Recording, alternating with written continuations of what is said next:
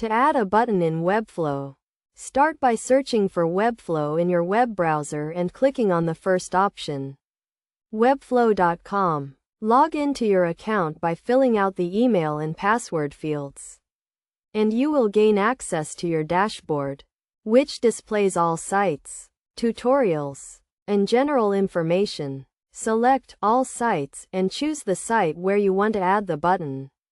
Then click on Open Designer.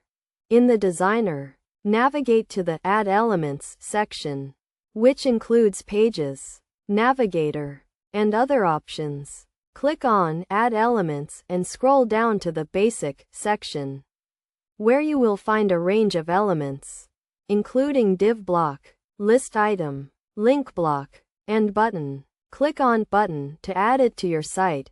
You can then customize the button text and settings as needed. With these steps, you can easily add a button in Webflow.